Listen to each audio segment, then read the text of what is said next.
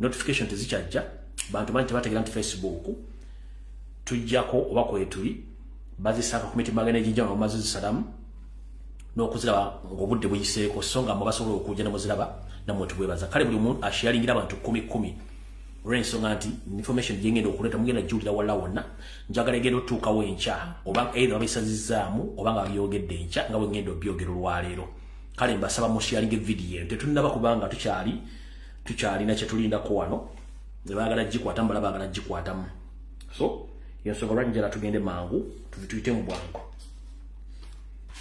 bwe mmala bayita abantu abo ndowooza njala tutandika video olwaleero nga tugenda kuyita mu kigulalugi sigenda bwa kalowoozo nga tugende mu kigulalugi kyaleero era mbulamusizaako mwenna bannayuganda abanyumirwa akanyumiro kano ak'ekigulalugi before nga sinagenda na ku kigulalugi nina okusooka okwebaza ebansobye buteebaza njala tutwala mukisa guno okwebaza ba comrade mwenna abali ku social media buli app yonna gy'oliko abali ku Twitter mbalamusizaako bali ku lwanantalo ku Twitter abali ku TikTok ng'oli wankyukakyuka okola message y'enkyukakyuka nkulamusizaako omukyala omwami oba oluganda yenna mwe bali kukola struggle mwe bali kukyusa TikTok mwe bali kukyusa kintu ekyo njala okubaza mwenna abali ku bwenyi bw'ekitabo abakyakola live zino ku mitimbagano ku TikTok, Facebook, ku Twitter mwe bali kukola nsonga zino abali ku Snapchat abali ku Instagram n'abali mu WhatsApp group mwenna mbalamusizaako mwe bali kukola njala okubaza bannayuganda mwenna ababeera ku night shift nga mukomentinga munoonya information munoonya buli wonna ebazogeza enkyukakyuka ne muteekawo comment musinga kubanga fulumu tujja ntwogera ebigambo bino twebaka mwe musigala nga mutambuza ensonga zino kale njala bebaza nnyo mwenna abapostinga abakomentinga mwe bali kukola mulimu ogwo n'abakyakozesa page zammwe okubanga temwalya mu nsi yammwe lukwe namwe bebaziza alright njagala kutandika n'ekigulalugi kyaleero kino njagala mukiwuliriza bulungi nnyo njagala mukikwate bulungi nnyo olw'ensonga nti kirimu amakulu mangi nnyo genjagala buli muntu ategeere mpola mpola mpaka lwe munaakimaliriza bulungi nnyo tugende ku vidiyo yandeese mu kigulalugi kyaleero era tumiddeko mwenna abanyumirwa akanyumiro kano ak'ekigulalugi okwetoola ensi yonna abawuliriza vidiyo zino buli lunaku mu kigulalugi kyaleero ngenda kijja mu lugero oba mu lufumo olugamba nti akivaamu yakiyita ekyato akivaamu yakiyita ekyato lwaki akivaamu yakiyita ekyato awo tugenda okusimbuka buli omu otegeere amakulu g'olugero luno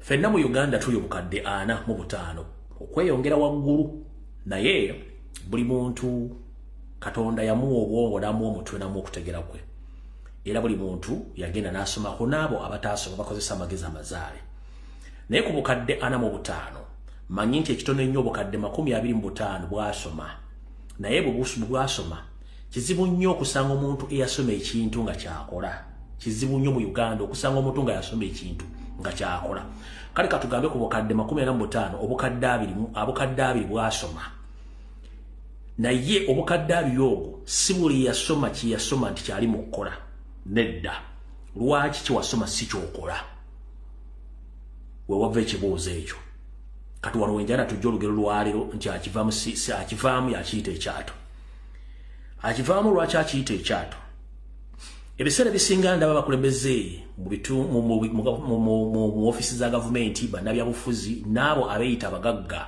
n'abeeyita aboogezi ku mitimbagano betuyita ba motivation speaker nga bayisa olugaayo n'okujerega n'okuvuma abantu abatali mu mbeera bo mwe bali batya munnange njala kugamba nti buli muntu waali watuula walabira enjuba n'omwezi okusinziira ku mbeera gy'abayiseemu buli muntu yali yagadde okubeera omugagga era buli muntu yali yagadde okubeera nga mulungi mu buli kintu kyakola era ng'afuna mu ekyo kyakola neyeesanga embeera eganye tulaba abantu bangi nnyo nga bajerega abantu olinamuga nti wasoma omulala yasoma naye waaki tukola kye wasoma n'omugamba gwe lwaki yogera ebigambo ebyo ebigambo bitera nnyo okwogera abantu abaali babaddeko abaavu ne bagaggawala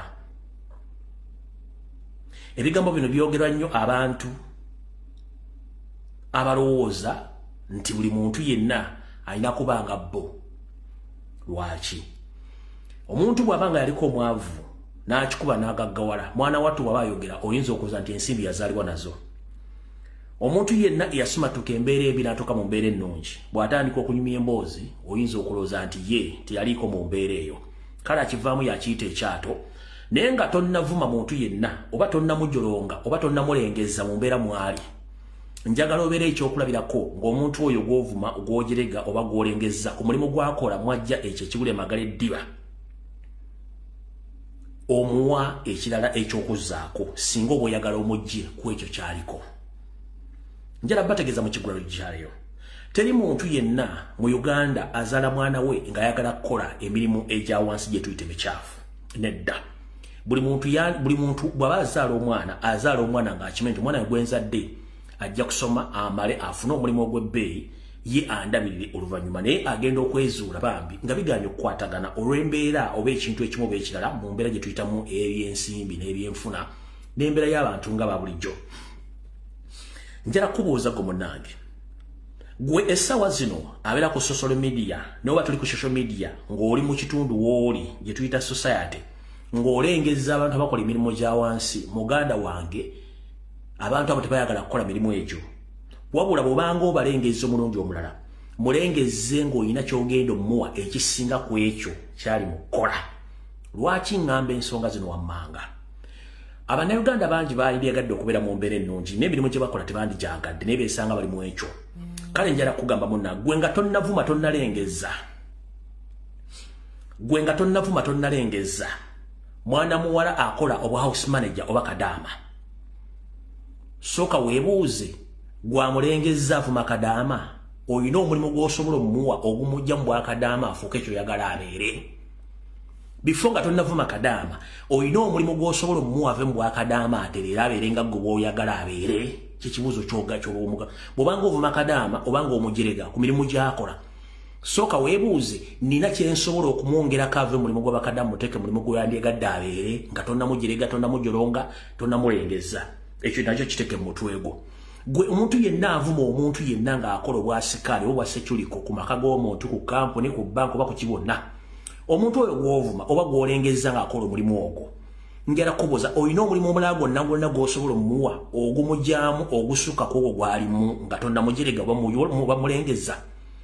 Bw'obanga olengeza omuntu mulengeze ng'osobola omujja ku ddaala waali omuteeke ku ddaala eddala oba tosobola munnange ozingako mu mwago. Ndaba bangi nnyo gye mbeera eyo nga muvuma banneekolera gyange naye n'obuuza gwagamba nti neekolera gyange era yeekolera gigye mukyafu muzibu mubi nnyo yeryamu. Njala kubuuza gwe mulimu ki gw'omuwadde n'alemera mu wanneekolera gyange oba gw'olowooza bamuzaala agenda kukola wanneekolera gyange? Teri mwana wa muntu gwazaala ng'agenda kwetunda obwamalaaya. Teri mwana wa muntu gwazaala ng'agenda kukola bwa seculiko. Teri mwana wa muntu gwazaala ng'agenda kukola bwa housemaid oba house manager oba akadaama taliijo. Embeera weesanga bwesanzi ng'embeera emutadde mu mbeera gy'alimu ne bw'obanga osobodde omuga nti waayi nina omulimu bwe guti biva kuwogodde ku guno kijja kubanga kirungi nnyo naye mulekeraawo okulengeza abantu nga tolina kyogenda kuzzaako. Yengeri Museveni gyagala tubeeremu ng'alengeza abantu nga baagala abeere wansi babigere bikuba yetagala bagagga. Kati njala kugamba gw'avuma omukyala yeetunda n'omulengeza ayina ensonga lwaki yeetunda. Bw'oba osobola okuggyawo obuzibu obwo bw'okwetunda muwe omulimu mumulangazimu okwetunda erimanya waliwo ekikyamu. Abakyala abali mu kwetunda tolowooza nti babazaala balina kwetunda beesanga ng'embeera batutteyo eyo mu kwetunda. Okitegeera kati gwoba olina omulimu gw'osobola omuwa okuva mu kwetunda ky'oba okola so si kumuvuma. Omwana yenna akola bwa seculiko tolowooza nti yazaalibwa akola bwa seculiko. Bw'oba olina omulimu gw'osobola omuwa okuva mu bwa seculiko gumuwe dani omujerega. Omwana yenna akola bwa kadaama tayazaalibwa ng'agenda fuuka kadaama wabula yeesanga olw'embeera okufuuka kadaama. Kati gwe kennyini bw'oba olina omulimu gw'osobola omuwa ogusinga ku bwa kadaama gumuwe naye okulengeza ng'ate ne wali mu mbeera y'emu kibi nnyo. Yensobola kimbagamba nti gw'omuntu ng'oli eyo togezanga n'olengeza omuntu ng'ali ku mulimu gwe okumuyingiriza ensimbi okujja ng'ogenda muwa omulimu ogusinga ku ogwo then awo ojja mumulengeza. Kiba si kyekyo. Abantu bali desperate mu nsi yaabwe banoonya buli ekintu ekijja kusobola okubabeezawo kubanga tolina gw'oliisa tolina gw'onywesa ezo embeera ne advice zo wandibadde oziwa abaana bo mukyalawo abooluganda bakola emikwano obanga bali bulungi naye omuntu nga yeeriisa yeenywesa yeekozesa ku mulimu gwonna gw'aba asobodde okukola abantu mbaleke bakole kibayina okukola mpaka ng'ensi ekyuse buli omu akyusa obwongo bwe naye okuvumirira omuntu omulimu gw'akola nga gwa wansi nnyo naye nga tasobola mugamba nti jangu nkuwa omulimu guno nkukyusa obulamu dira ekimukola kibi nnyo obudde bugenda kujja era nkino nga nfumbikira bannayuganda naddala abaana bali Middle East okusinziira ku kunoonyereza kwenkoze mutandike okuba nti munoonya ewala gye mugenda okunoonya emirimu obudde bugenda tuuka nga tekyali muddugavu akkirizibwa kusala kigere kye ng'ayingira nsi yonna ey'Abawarabu nkiddamu nkibategeeza mwenna abaana abali Middle East sijja kumenya nsi waliwo obudde gye bujjako katono nnyo nga bagenda tandika okubagana okuyingira mu nsi za Middle East nga n'abaliwo babafulumya ku sipiidi ya yiriiri olw'ensonga nti waliwo ebintu bitatambula bulungi mu nsi ezo eri kkala yaffe yabakaddugala kigenda kujja so mwebereremu bulungi nnyo nga mumanya ki kigenda okuddako era buli ali mu nsi eyo ng'oli mu kukola ssente n'ozizannyiramu koza kamanyi ng'akoza n'owebbwa nti obudde bugenda kujja nga bagenda kufulumya omu ku omu nga n'enviza tekyafuluma nga temukyasobola kufuna birimu ekyo mukitegeere kubanga kijja very very soon mukitegedde bulungi nnyo awo nvudde mu kigula lugikyale katugende ku firimu eyatuleese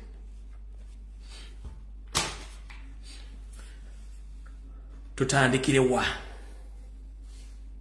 kubanga olw'olunaku lwakubiri tutandikire eno kuba mmanyi kyekyabaleese mwenna naye ndowooza kansooke ndowooza kale katutandike ku kyemwagala buti ombalamusizaako banyabo ne basibu mwenna abalangira n'ababejja basava ne bannaava kansooke nti muli bulungi mwebale kujja mu bwangu olw'ensonga nti nabayise mu ngeri ya kipayopayo nakuza omwezi 28 ezakonka ku mwezi ogwa11 sigadde ennaku ntono nnyo mwezi guno tukuba olukumu mutwe tuyingira ogwa Desemba ogufundikira omwaka omwezi guno gwonna mbadde nzija ngoberera abakulembeze be twalonda ku mitendera egy'enjawulo okusingira ddala banna nkyukakyuka abatushikira mu Parliamentary bintu kibadde bakola okutuuka olwaleero era nzize nkola bu video bw'enjawulo butonotono nga muteeka mitimbagana egy'enjawulo okubutambuza okubategeeza ki ekigenda maaso ne mbagamba nti bano abantu batambulirako era mbataddeko eriisa ejjogi kale nno yessaawa mbawe kye tuyita amawulire agasembayo ku bo omanyi ki kyekigenda okuddako mu video obubiri bwe nakola okubategeeza biki ebigenda okugenda mu maaso ne mbirabako kubanza ebyange bibagamba ne mbirabako naye ate ne musiba nemwesibira gye mwesibire ne musirika ne mutanyega kati njala bategeeza olwaleero ku nsonga esombayo kansulenti omukulu Mathias Mpuga Nsamba atuuse ba MP bonna aba National Platform ne ba MP aba ebiina ebirala katandika n'obubaka buno eggwanga Uganda eryafuna obwetosa mu 1962 lyatondekebwawo oba lyatondebwawo nga lirina okukyusa obukulembeze naye obukulembeze buganya okyuka ngenda kutandika n'akatambi kano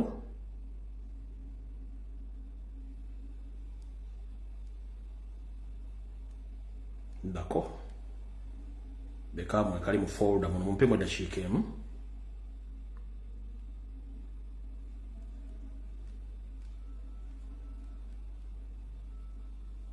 tujja kafuna edda lyatandikibwawo nga lirina okufuna enkyukakyuka oluvannyuma lw'emyaka 5 by'obufuzi nga tulonda ngera tetusuubira nti egenda kubayo okuyiwa omusaayi naye Uganda tefuna nga bwetwaza okutuuka olwaleero nga n'omukulembeze aleka tubaddeko aganya okuvaako kati by'obufuzi bifuuse kizibu okusookera ddala njala bategeeza bannayuganda nti twetaaga ensi yaffe mirembe babasuubira okuyiwa omusaayi n'okutta kijja bakwatiramu katutandike bwe tuti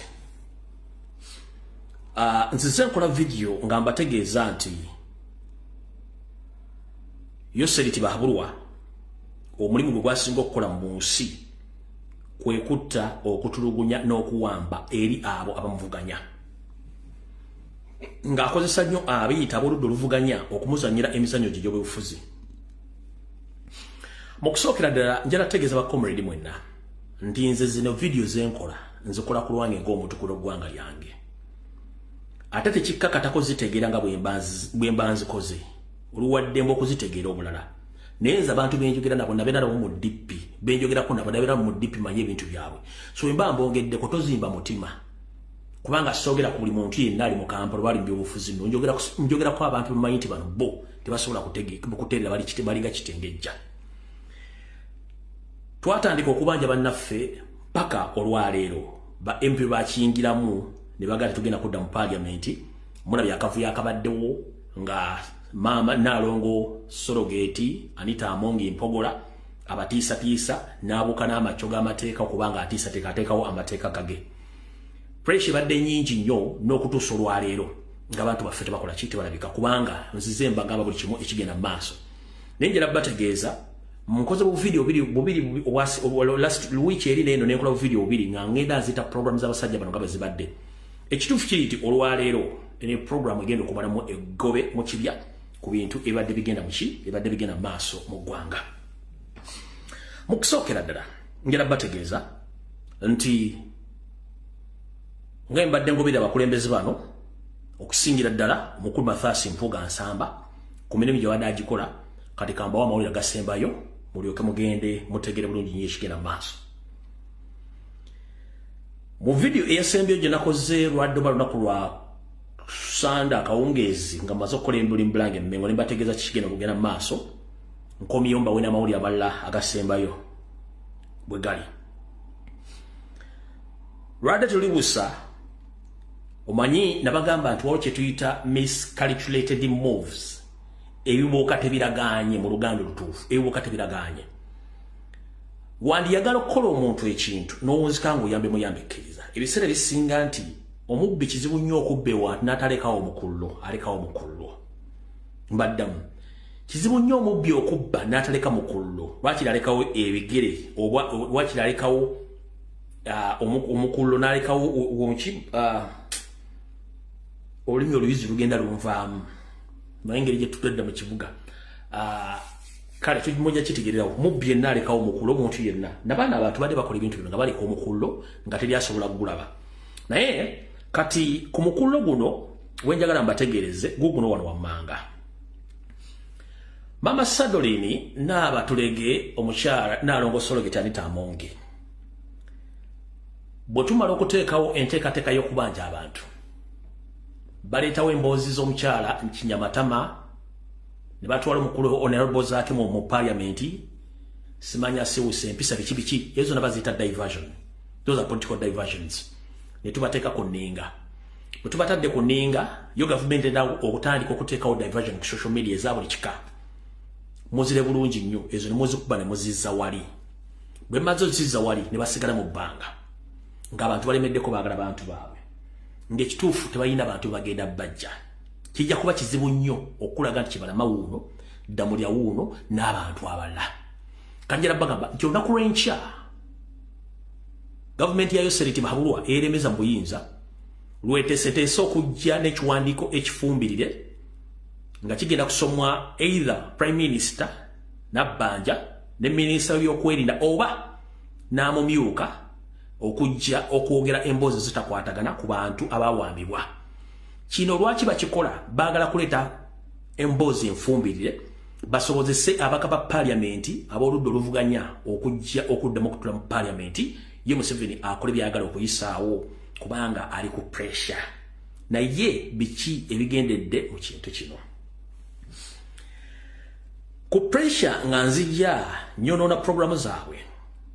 Omukyala Sorogeti n'alonga Anita Amongi yatuuka n'okugamba nti abami ba Parliament bonna bali ku ludda oluvuganya nga bali batula ku bukiiko bonna abawezi embagirawo obutadda mu Parliament wadde okudda ku committee ekyo n'akiteekawo. Naye ekisinga okusesa nga baga nti ekiswaza omugagga kwe kutanako entula ng'ate yeewaana mu bantu nti alya ennyama. Lwali terulibusa bo kennyini ne bayita amemba Parliament omu sekitoliko nomusindikidde message ne bamugoba mu kakiiko ako. Naye ate nga Mpuuga ye oluvannyuma yazze n'abeera mu kakiiko akakulirwa Anita Amongi. Kati wabaddewo okukubagana empawa n'okubala ekibala ekyababaza ekifu mu nsonga zino. akakiiko akagobeddwamu Ssekitoleko ke Kaligo Committee kyokka akakiiko Mpuuga kwe yatudde nga Anita Amongi yayise ekiragiro nti terimu okulembeze yenna Walulda Luvuganya oba member Parliament akkirizibwa mu kujja mu kakiiko konna. Mpuuga akakiiko ke yagenze mbakayita appointment committee akakakasa abantu abaloleddwa mu bifo bya gavumenti. Kati wali wagenda okuva firimu tulyoke tutandike.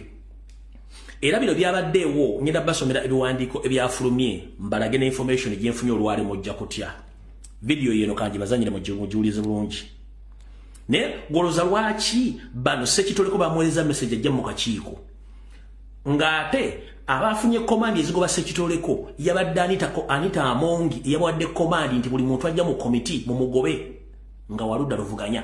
Neerabira nti ate bagenda ogoba yawadde command yabagobe nga ate ye akulira akakiiko akalonde akakasa abantu balondeddwa mu bitonde bya gavumenti. Mpuuga agenda kujja atendinge era tiyamugobye. Yabadde ensobi mbale bakoze ensobi busobi oba nga bagamba nti obuteebuza butambuza amazzi ekiro. Video yino.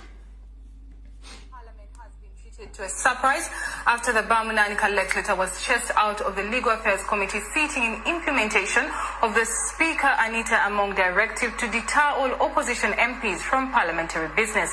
However, in the same precincts of Parliament, the Speaker chaired a committee with the Leader of Opposition in attendance. Shamim Nabakoza starts us off.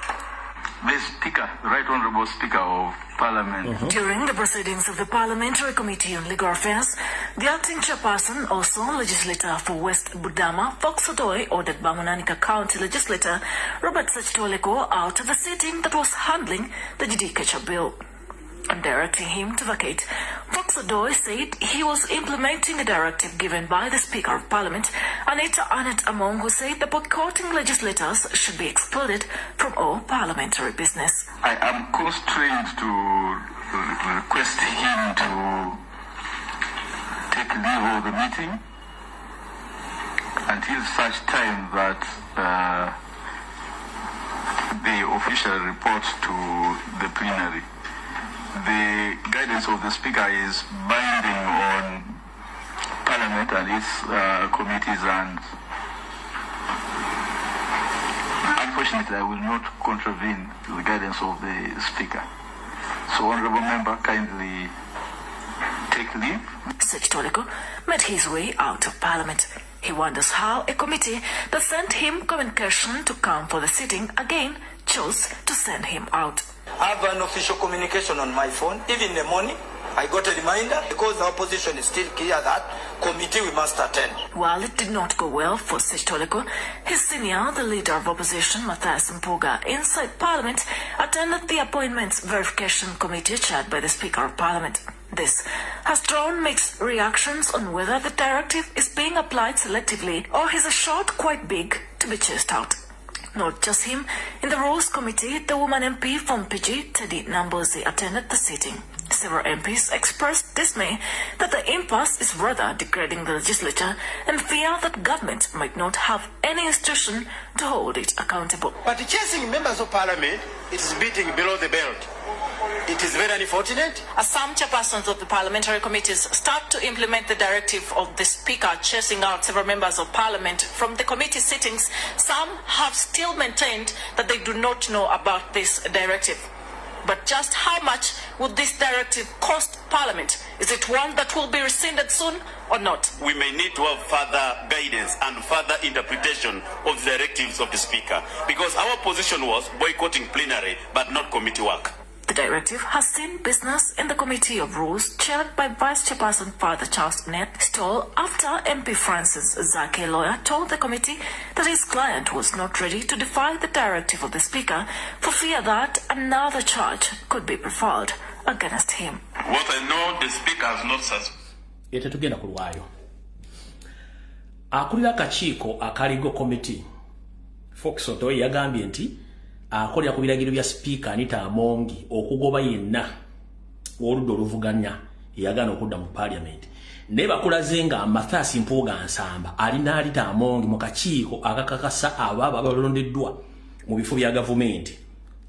Kati ekyo kibayita batya Anita Amongi yawadde directives bagobe buli mbaka parliament yenna wudde oluvuganya naddala ba boycotting abamugobe mu kakiiko naye ye akulaga nti ate yayise Mpuuga ne batula mu kakiiko akakasa abakozi ababalondeddwa okugenda okusavinga mu bitongole bya gavumenti ekyo bayita batya ekyo kati awo tuvuddewo kati ekyo bwe kyawedde njukira nabagamba nti ku Lwokusatu bagenda kukola ekintu ekyo parliament kennyini neeyisa ekiragiro kino wulira nga bagamba kiki ekiragiro olwo ngenda batandika kati nduvudde ku video etandise ne bagamba Vice President at Jessica Arupo says government takes matter seriously and the cabinet discussed the same and comprehensive statement will be issued in the internal speaker Anita Amongi says tomorrow in the statement will be presented bagambye okuva mu office ey'omumyuka w'eggwanga mukyala Jessica Arupo agambye nti gavumenti etwala ensonga zino nga za mugaso nnyo era nga n'akakiiko akafuzi ak'eggwanga kagenda tutula kateese ku nsonga y'emu okufulumya ekiwandiiko ekikwata ku nsonga z'abantu abawambibwa ng'era kino kigenda kuyisibwa mu sipiika Anita Amongi olunaku lw'enkya era kigenda kuba akiyisibwa ku ssetteeserezo w'eggwanga olwo nzize nkuba programu ziri zonna zibadde bajja bakola kati neyo nagikubye tubadde tetuli awo ne zireeta wano kino ekirala kino bakiwandiise mu Luganda mukiraba bakiwandiise mu Luganda kakibasomere omumyuka owokusatu owa Ssaabaminisita Lieutenant Honorable Lukia Nakadama avuddeyo n'akakasa Parliament nti olunaku lw'enkya gavumenti egenda kwanjula alipoota ekwata ku bantu abazze babuzibwawo abaludde nga babanjibwa aboludda oluvuganya gavumenti ekiviiriddeko n'okuzira entuula za Parliament okutuusa nga gavumenti ebabuulidde ekituufu ku nsonga eno kino kiddiridde sipiika Naalongo Mpogola Anita Amongi Sologate okuteeka mu gavumenti ku nninga eyanjule alipoota eno olunaku olw'enkya olwo nga tubatadde ku presa muwulidde bulungi nnyo kati we mukakasiza video zange ziri bbiri zenkola emabega nga mbategeeza kati kiki ekivuddeko emberebezi tuula wandiika Kansulati Mathasi Mpuuga Nsamba otuuse n'akabinja kammwe nze sisaaga kuba nabagamba siri mukwano gwa munnabyabufuzi yenna kasita weesiruwazanga muli mu nsonga ezanjira mu bintu by'eggwanga emyaka giweza gigenda 40 nga muzannya emizannyo ne Museveni muli ensimbi munnayuganda owa wansi ng'ali mu kubonaabona bannyinaffe bafiira mu Middle East bannyinaffe babonera mu makomera abalaba tebamanyiiko kuziikibwa mumukwata se ne muzimba maguloofu ne muzimba ne mufuna se ne mugejja nga mulegemeredde ensonga z'abantu ba bulijjo mukola ensonga z'amakati kambaabyo olwaleero obuzibu buvudde luddawa olunaku olw'Olwakubiri lwe batudde okusala entotto batya bagenda okuleeta lipooti enjingirire oluvannyuma lwa Anita Amongi okuteekawo omuziziko n'okutiisatiisa eri buli memba wa Parliament yenna atajje ku lipootinga mu Parliament kino kyaddiridde okuteekawo okutiisatiisa okw'amaanyi n'emunkwe ezaakoleddwa mu nkukutu okuba nti bano bakyusa obwongo bwabwe ku sipiidi eyayiiri nabaga buli munnabyabufuzi alidde ku ssente ya Museveni ali ku pulesa bino byabaddewo bitya Anita Amongi Naalongo Mpogola Sologate yabagamba ntagenda kuddamu kukkiriza memba Parliament na kufuluma ggwanga wadde okukiika kakiiko konna wadde okufuna allowance buli kyonna ng'akibaggyeko ng'ekisigadde okuteekebwa mu nkola kwe kukwata Mathasi Mpuuga Nsamba omuggyako emmotoka zonna abasirikale bonna ekaadi z'amafuta zonna na buli kintu kyonna kyabadde alina asigale nga muntu wa bulijjo kino kyatisiza Mathasi Mpuuga Nsamba n'obutaswala n'agamba waahe sinze naleeta ennaku itizote pressure bwe muyitiriddeko olida bulungi pressure bwe muyitiriddeko nga talina kyakusalawo olwaleero ku Lwokubiri kumakya ennyo omukulu ono abadde alowooza nti drone zange tezikola nabagamba nti nze kasitamba ntaddeko omuntu ettala drone zange zikola ku makya ga leero olwali Lwakubiri akedde bulungi nnyo Naye solossa amaka g'omukyala Nnaalongo Sologate Mpogola Anita Amongi agasangibwa Nakasero. Ne beenyigira mu kafuo ne bakkiriziganya nti yes ekituufu kiri nti alipoota esomebwe bwe mala okusomebwa ffe tulagira mu wa Parliamentary badde mu Parliamentary olw'ensonga nti tetuna kye tugenda kuzza ebyaliwo byaliwo tujja kumanya ngeti tugenda okuwawaanya ebintu bino. Njagala Mpuuga oveeyo owakanye ebibadde mu meeting yammwe n'Anita Amongi olwaliro mu maka ge Nakasero kuba tebibaddeeyo. Njagala oveeyo wakanye tosinkanya Anita Amongi olwaliro olwokubiri mu maka ge Nakasero gye mukkiriziganyiza nti mugenda kudde mu Parliament oluvannyuma lwa lipooti okusomwa. Lipooti eyinza okusomwa ne musooka mudirengamu ennaku okusinziira ku pressure batugenda babatadde olunaku lw'enkya ne mubuzaabuza nga bafuka banaaba naye nga mwakiriziganyiza n'abantu bamugenda kuddayo. Bino olugudde matu oluvannyuma lwa meeting amawulire gano ne gagwa mu matu g'abamu ku b'oludda oluvuganya nga si ba kibiina kya National Unity Platform okusingira ddala bakifuutu ebibiina bino wammanga omuli kifuutu wa FDC omuli kifuutu wa UPC omuli kifuutu wa DP n'owa Jema n'akulira kifuutu waba independent. Amawulire gano gabagudde mu matu nti Mpuuga atuuse ku nzikiriziganya n'Anita Amongi ne banyookera ddala ne bavaamu n'omukka ne batuuse okutegeeza abakiise baabwe badde bonnambira mu Parliament batambuze emirimu gy'ebibiina olw'ensonga omuntu bwe badde beasibirako olukoba okuba nti bali ku nsonga z'eggwanga ez'okuleeta abantu abawambibwa yabaliddemu dda olukwe. Mpuuga jangu owakanye ensonga zino nti bakifuutu b'ebibiina byonna tebakwekyusizza ku last moment nga amaze otegeera ku makyokedde wa Anita Amongi. Nkiddamu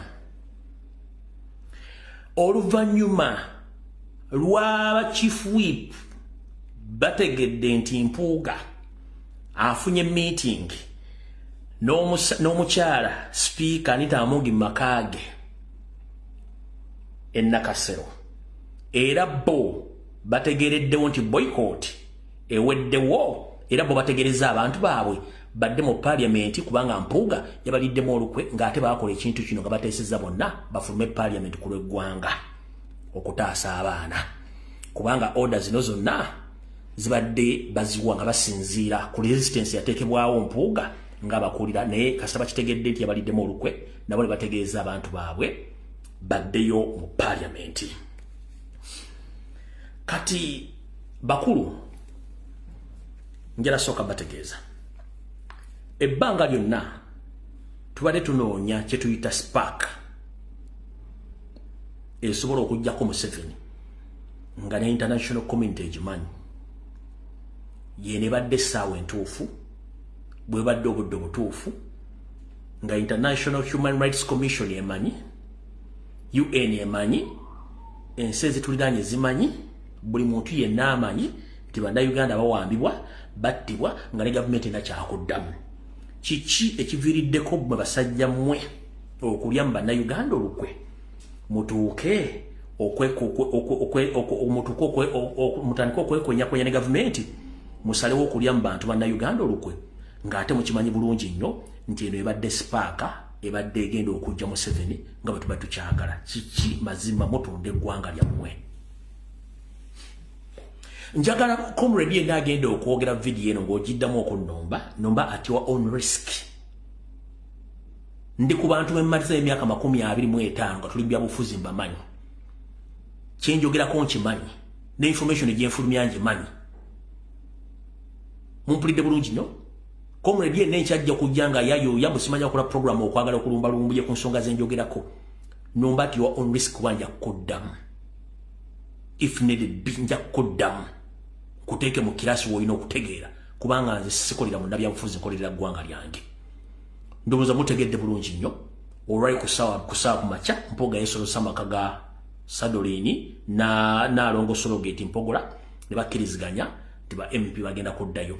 Naye enkya gavumenti eyinza okujja n'esoma ekiwandiiko ekyo bane basooka ne batuulamu ebbali katono nnyo ennaku ziizo okubuzaabuza oluvannyuma batandika okuddayo mpola mpola kiri batulyemu olukwe ekyo kigo kitegeeza ki kitalo nnyo okwesiga mu ndabyabufuzi naddala ng'aludde ebyobufuzi emyaka egisukka mu 20 ababeera bamalaaya abatamanyikiddwako na rekodi zaabwe mu kwetunda teri abakwatira nsawo bakulu amanya gayinza Lumbuye mugamanyi seri antama kuba saagala kumanya nenjala bagamba okwo kulya jji kwesula muula mulidde mu bantu baffe bonna abayirawo omubiri okubeera mu bifo ebyo abali mu ttaka emizimu gyabwe gye baasiba be baateeka mu bipa bya asidi ne bamenguluku be baateeka mu bicupa bya asidi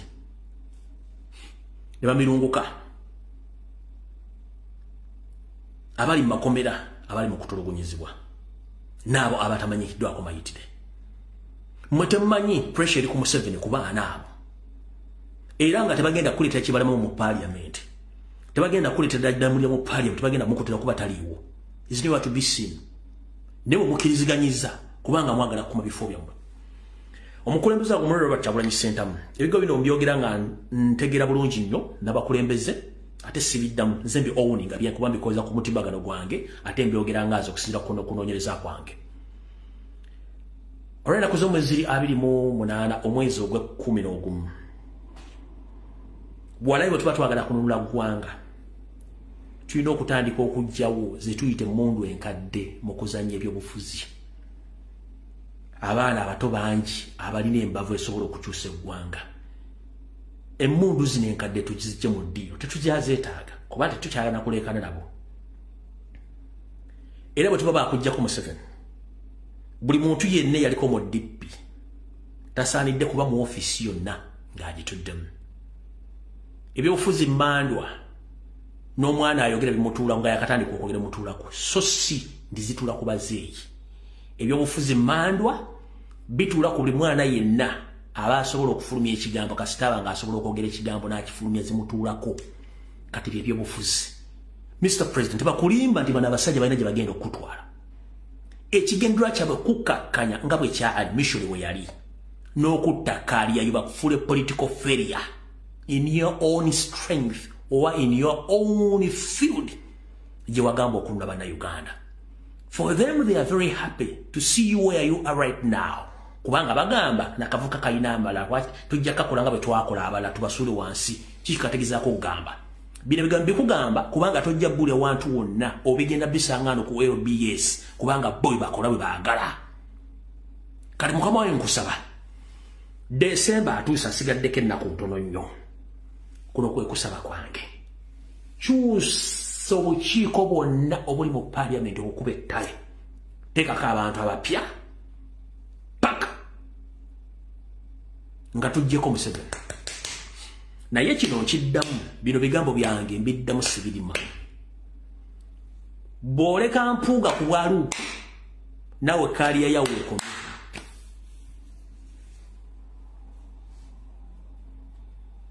teri ajja kigamba mukulembeza nkigambye bw'oleka mpuuga ku bwaluupu missoni yaabwe kutta kaaliya yo kubanga bwe bagyagala era ekyo nawe okimanyi bw'oba wakukyusa kyusa lumu tobaako muntu gwoga nti simanyi otya tobaako gwotya kubanga okolera ku maanyi g'abantu sigaaba n'abantu baindividio abana omuntu sekinoma okolera ku maanyi g'abantu abaakuteekamu obwesige ffe tondibwa tetuli mu bintu bino okwolona bulamu bwaffe lwa ggwanga eyo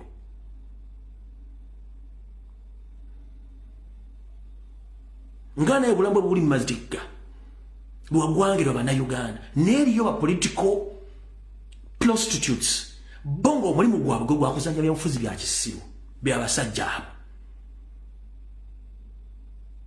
mukulembeze wange bw'oba oyagala sigala ng'oli w'amaanyi mu byobufuzi kyekiseera okwata oluga ogobe buli kintu kyonna ekikulemesa okutunula mu kkona ly'ebyobufuzi otherwise bw'osigaza abasajja bano abeeyita ba political maturity oba bayita ba political mature kabulaza kaba kakuweddeko kino nkigambye kaba kakuweddeko kuba tebalina kimu kye bagenda kuleetera b'ensonga eze bazimalira mu nsimbi tebalina kye baagala yensonga lwaki twatandika okubanja abaana bano emyaka 2 mabega nga teboogera genda ku pages aboogedde wano mwezi oguwedde ffe tubadde tuli mu ntalo z'okubanja abaana bano balibuukidde kibuukire nga banoonya political platform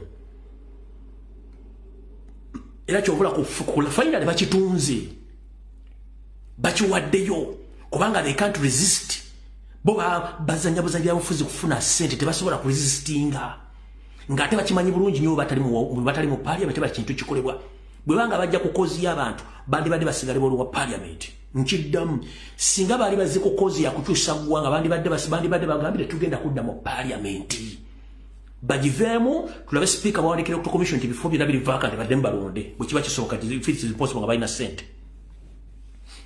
batulage konti they can resist if not so batebalina kye batwagaza bo bazanya bintu byabwe byakifiiriza ng'abantu baffe bali mu kuwonaabona. Mr. President, to save your political career and your ideology to move Museveni from power, you must get rid of these old political guns. If you don't get rid of all those political guns in your field, you are gone.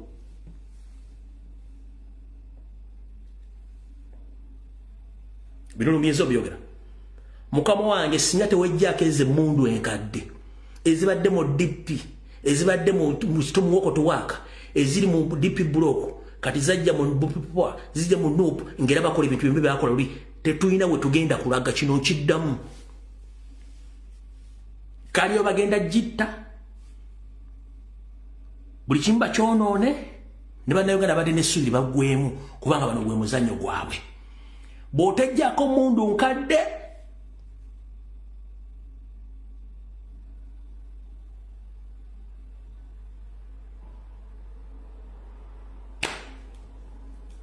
ekyo ndoza mukitegedde. Kati awo wawedde mutegedde bulungi nnyo enkya bagenda basomera ekiwandiiko ekyo bano basobola okubalamu ennaku ngati bayinza okwata endiga oba okumala okwekyusa ne bazanya omuzannyo omulala ne batandika okwebuzabuza nga bafuka banaaba naye nga ekintu kyonna kyakkiriziganyiziddwako olw'ensonga nti omukulu badde ati omuggyako ofiisi n'omuggyako ebikozesebwa byonna. Kati tugenze ku nsonga endala yeruwa. Ensonga endala yino nga bwe nzize nkola video mwezi guno gwonna ngambawo information ekwata ku federation eyajja okulwanyisa president. Finally ebintu bino ebadde njogera ndooza byakomekerezeddwa oluvannyuma lwa Edlisa Musuza kusinkana Museveni amunnyonnyola ensimbi obuwumbiro obwombi batadde mu federation zikoze ekyokulwanyisa Kyagulanyi nga tewali. Ebifaananyi mwabulabye buli kimu akyalye mulinde bigenda okuddako ebira ebinaabikola ki ebinaaba bitambula. Ekifaananyi mwakirabye kubanga abasinga obungi mwakirabye ero yabadde meeting. Yo meeting yabaddeyo ng'amusinkanye amubuuza kubanga ajjukira Salimu Sale yabadde abakontrolinga yatuuka nga ansa tazirina zaakuddamu yamugamba amuleete mpaka lwe yazze n'amusinkana okulaba kyekigenda mu maaso ku kya federation ekyokulwanyisa Kyagulanyi. Oyo naye mumaze lwadde terulibusa koodi yemu n'efuluma. Wenjagalira mu mpitiro omwami ono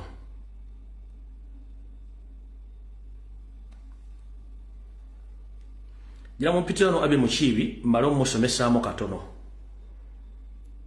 Mwami ono yazze ne koodi ye emanyikiddwa bulungi. Nabagamba ululu ya koodi erimu nti nze siri mu politics. Tobuuza koodi kyeyo. Abantu bano bagenda kwejjayo.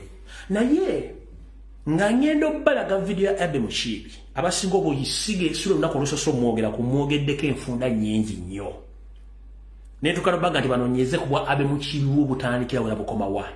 Ekyo ne kibalekera. Njagala osookola be facial expression, body language, n'engeri gy'afumyamu ebigambo. Obukawufu bw'alina ng'ayogera ebigendo bazanyi mwabirabyeko dda. Sooka osome body language y'omuntu, osome face ye, engeri gy'afumyamu ebigambo, ne tone oba tune. Tone bwe buzito obo bukambwe obo buzito bw'ebigambo omuntu byafulumya waliwo omuntu ayogera mpola mpola waliwo omuntu ayogera nga mukambwe waliwo omuntu ayogera nga ekigambo akyogera naye nga kirimu obukyayi n'obusuumu obw'ekika ekya waggulu ebigambo byayogedde tebyawukana n'abantu bonna abadde bakolera gavumenti ate nga nabaga nti n'omukozi wa gavumenti njala bagamba officially Abe Mukiibi mukozi wa Internal Security Organization kyekimuwangaziza emmengo kino ng'olinako muganda we yenna omukwano gwe eri akola emmengo mubuuza ajja kukubuulira omulimu gw'ono omwami wa Internal Security Organization wa ISO so okwogera ebigambo bino wadde bw'okubuuza ekibuuzo noga nti no sikiriimu naye era wakozesezza kodi y'emu kati njala osokolya vidiyo eno olabe fesi yo n'omwami engeri gy'ajjamu ebigambo ndyoke mbongereyo tugende mu maaso wulira nze saagala byabufuzi. This is for the record. I am not a politician and I will never be one and I don't want kabuufu njagala nnyo kyenkola nti ekintu kyonna ekinzija ku artwork kikasi. I love being an artist. I love being on stage. I love being Sibyagala. Sagala. Sagala politics. I've had so many temptations. Anybody like that. Era bona magamba ngabe ebintu bya mu bibere. Nze ekintu ekinzijja kuzanya byenjagala. Okuzanya emizannyo gyange. Ekyo basi kisobola. Basi kisobola ekyokubiri ebyokulimbalimba abantu kati. Tali mu politics ekintu ekimujja ku ati gwayagala takyagalirako ddala but remember gayo ono be bantu abadde bafuna ssente za state okuzanya emizannyo egikuba opposition ku Bati Valley ekyo nkibajjukiza gayo natusaloga ntayagala bintu byakulimbalimba agala politics is just mere lying balimba mukulu Abe Mukiibi gw'ogamba nti toyagala bintu byakulimba gwe oyina busobozi ki obusobola okugamba abantu ebintu byabadde ozanya byonna ku stage byonna tebibadde bya bulimba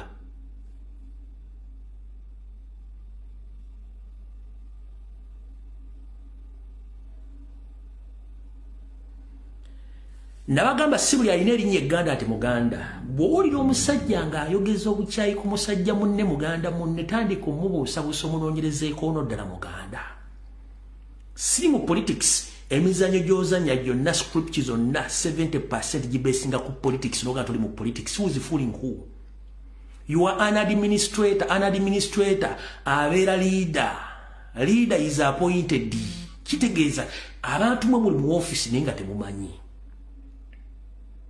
oli programs director ku CBS komaze emyaka n'emyaka abantu abasinga obungi bavudde negwe tovaawo tubadde n'essaga mu Buganda wano wonna okutuuka okulaba ensonga bwe zino nga you don't even know how to come out to speak nga tosobola kwogera kale toyagala politics yes tukitegedde but art industry omuntu waliwo mu music drama biki byonna theatre zonna mu Kampala zonna zitundiddwa ziweddewo have you ever come out and condemn the act of selling off all theatres in Uganda? Kati waliwo theatre does another theatre neri yamu ya Bati Valley nga nayo era eri mu lusuubo wali ovuddeyo n'okondeming ebikolwa ebyo no kubanga muli kumusasula ssente okusirwaza abantu n'okubega kyemukola buli muntu ali emmengo era mu bubezi mumazeewo kati ogambe simanyi nze saagala kulimba ani alimba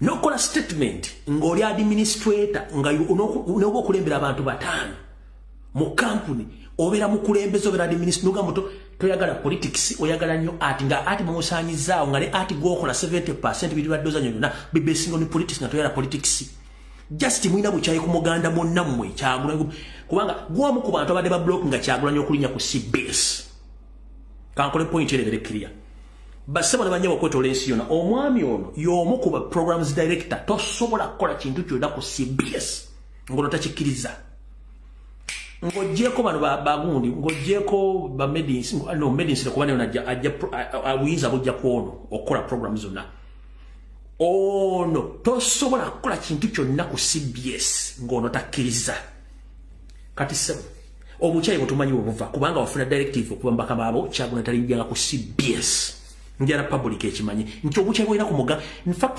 sijanagadde muganda munno obuchayi bwina ku musajja munno tumumanyi waje buva nigo mukolya tumumanyi tumanyi je buva nigo mukolya tumumanyi oli mukozi wa ISO tukumanyi bulungi nnyo n'abakozi bonna bavudde ku CBS bakimanyi bulungi omukozi wa ISO mukulu wewe muzeeko n'obuganda bonna gatujja tandika obunoonyerezaako teri muganda alina mpisa nvundu nga ggwe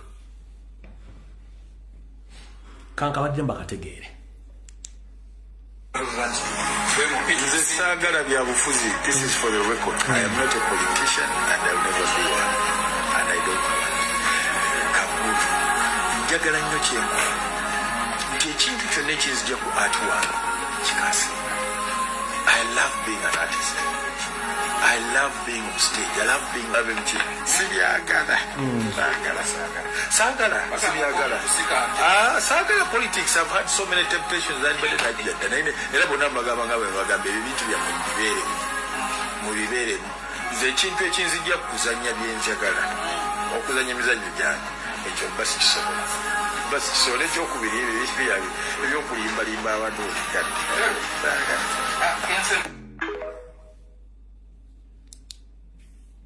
Mukulu ozanye filimu yinyo nga zibesinga ku byobufuzi bya Uganda. The Last King of Scotland wali mu ne filimu endaji mwazanyaawo yali ya sort of ngene mu kikomono nga politics. So what was that? Just oyina obubezi bukyali ku Kyagulanyi ne directives okuva ku bakama aba ISO bali mu government kyetumanyi kyokka ne bogamba nti politics you are fooling yourself and you are fool abe mukibi you are fool nchiddamu oli mugwagwa. Mu Last King of Scotland yali love story je mwazanya mwali muzanya about politics. Emizanyo badde zanya ku Battle no mugenzi Katolo Bwama n'abalabona mwali muzanya ki love story mwali muzanya all about politics. It's because baba mukola statement is discouraging about no blocking success. One, Kali, you're not a politician. Have you ever come out and condemn the acts of the government in the way how they torture, they kidnap people? No, where? Tochikolangako. Mwabasajja n'abavuka bali mega bali mu kusirwala ngo Buganda bosona busula kwogera ku nsonga za kubakwata baganda bannaabwe. Kati obo oyogera biki? Mulinda kimu nkuuka mulinda kimu simanyi mwe gwe sigenda kulwa kona nkuvudde kubanga tukimanyi bulungi nnyo jogwo okulya tumumanyi. Awo tuvuddewo tugenze ku nsonga endala. Kansulenti Elias Okwago otuuse. Meya Sebo kansulenti oli bulijje bakojo otuusaako engalo. Nabagamba nti Museveni agenda kumilitarizinga buli kimu. Enguudo z'omu Kampala n'ez'omu Uganda ziri mu mbeera mbi. Naye wetwogerera Yoseri yalagidde Minister wa Kampala ne Kampala Capital City Authority Director bakwate ettende y'okuddaabiriza enguudo bagiwe SFC era batandika okuddaabiriza enguudo mu Kampala yonna era ne bawa budget ya billions 2. Naye kansooke mbuuze Uganda mwagifuula farm school nga mulooza abantu bali mu Uganda mbuzi nte mbaata binyonyi nkoko. The state of the damage across the Kampala eri worth billions okukola enguudo ezo ziddaabiriza. Nkiddamu enguudo nga bwe ziri enfu mu Kampala wokka zikolebwa billions 2. Kyekibuzo ekisooka. Ekibuzo ekyokubiri. Kampala Capital Authority erina ba engineers erina ne machineries ezisobola okukola enguudo eyo. Kyazze kitya mutandika okudira SFC amagye ate gatandika okukola enguudo? Kyekibuzo ekisooka. Kati ono Didigi ono kikyasobola mu kikyamanyi mu Kampala, kikyamanyi ku engineering, onogo mutambuza kikyamanyi ku engineering kikyamanyi ku engineering oyo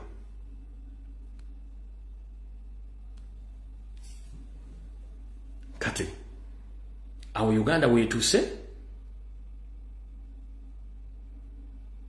tulina ekizibu ky'amaanyi nnyo baabo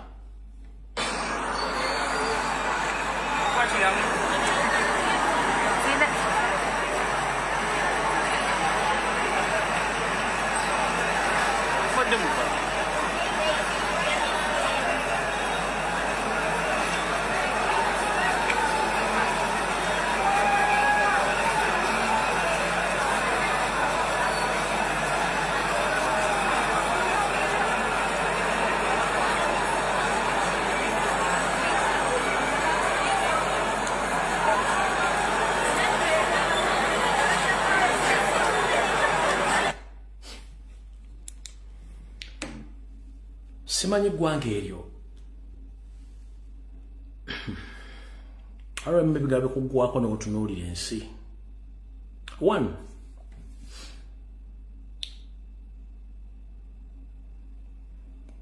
waliwo kye tuyita area of view kwe kutunira ekintu ng'okivudde waggulu bw'oti. Abasinga obungi bwe muva e Bulaaya nga muzze misana ngenda balagirira wakati w'ekiro n'emisana nga muli mu nnyonyi mujja misana ng'oli waggulu mu nnyonyi bw'oti ng'oyingira Uganda yonna ogirabanga ghetto era bw'otuuka mu Kampala bw'otuuka waggulu Uganda ogirabanga ghetto nga ya brown kyekifuula brown. The same applies to mu kibuga Kampala. Bw'ofuna area view ya Kampala ng'oli waggulu bakuwadde ekifaananyi waggulu Kampala yonna n'ebizimbe bino byonna bifaananga ghetto. Ekireeta ekintu ekyo enfuufu efumuka mu Kampala egenda yonna negenda ku bizimbe negenda ku mabaati. Kati omuntu bw'abeera waggulu mu nnyonyi alabira ddala ghetto ne Mapeera agirabanga ghetto, Crested Towers agirabanga ghetto, UCB agirabanga ghetto olw'embeera ebizimbe enfuufu ebiriko. Kati bakakutanda n'ojja ekirongo oli mu nnyonyi oyinza okulowooza bakwata nseenene Uganda yonna bweyimiridde oyinza okulowooza bakwata nseenene. Ebiseera ebisinga omuzungu bwebanga first time yokujja Uganda akugamba akubuuza kuba ennyonyi yokusoma katuyingidde mu territory za Uganda akubuuza tuli mu is this Uganda? Yes. Nibaga tunatera okunaga tugenda kulandinga yes ng'alinga ngalabe ekintu kyatategeererako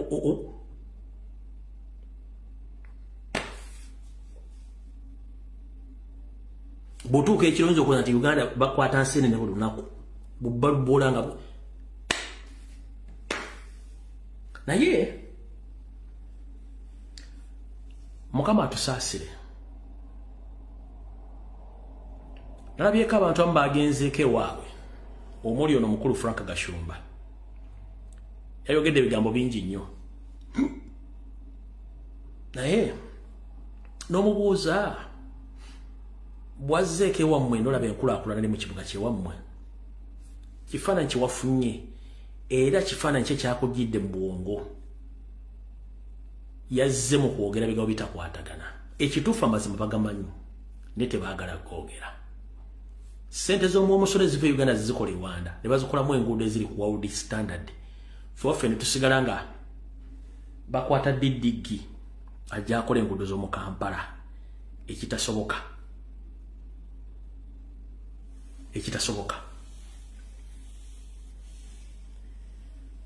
Ebintu byonna mbiraba naye mulaba nga by'okusaaga. Buli muntu ojja kisasulira. Asooke mbazanyire video eno nga member Parliament kyatunagira mu Parliament oba okudda jodda. Wulira Yoseri bwe yagamba.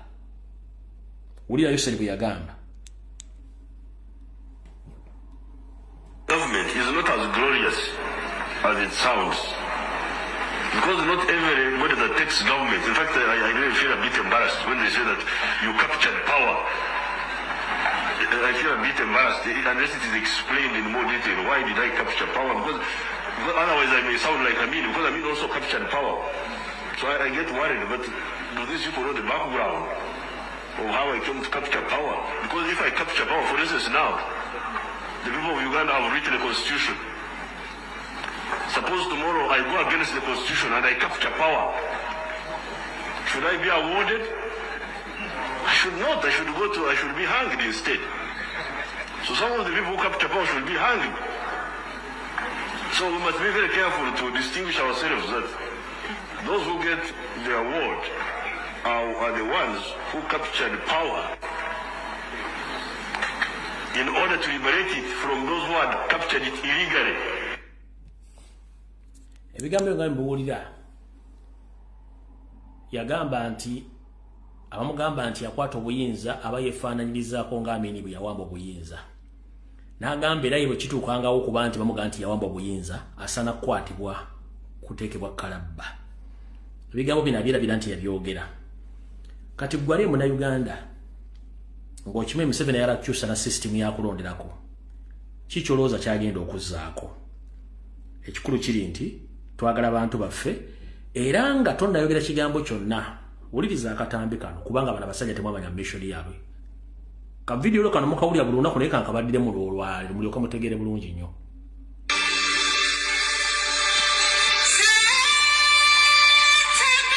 Kino tukolekedde ka sinema tugenze ka byafaayo nakyo mukadde kano.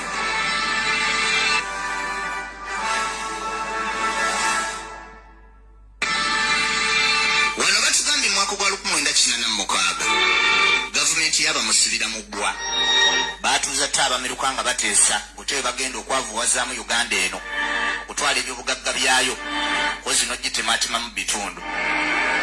Era wano nga batugamba nti Bosco eyali Kabwejjumbiri yali akulembeddemu ekikoosi kino yasooka kwezza amataka g'abantu amakolero ogasseko n'ekisaawe ky'ennyonyi. Emyaka 10 nga giyise yali byadde tebimumaze n'agattako okwewola amabanja ne gatuuka Uganda mu bulago nga tegena kusobola gasasula.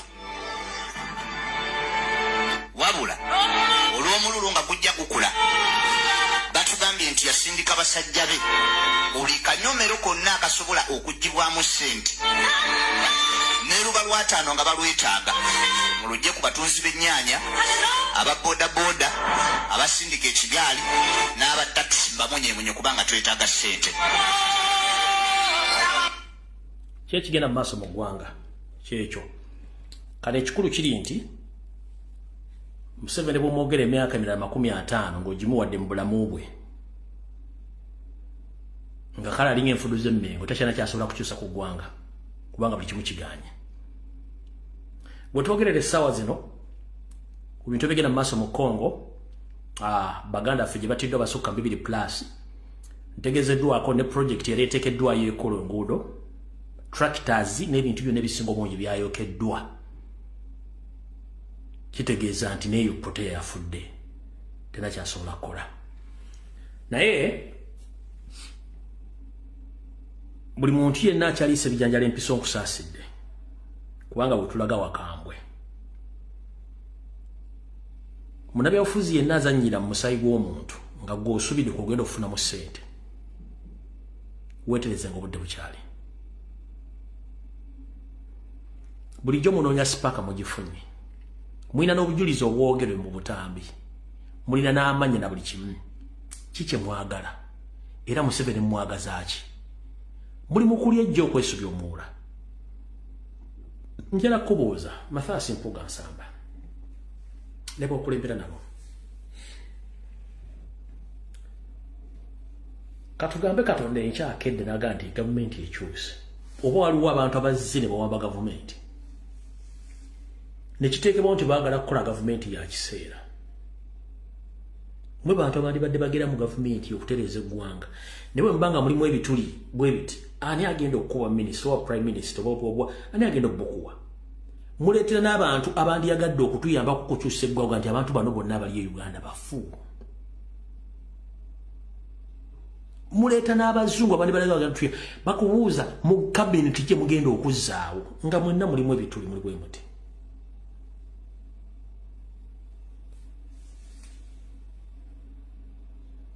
Kiki ennyo?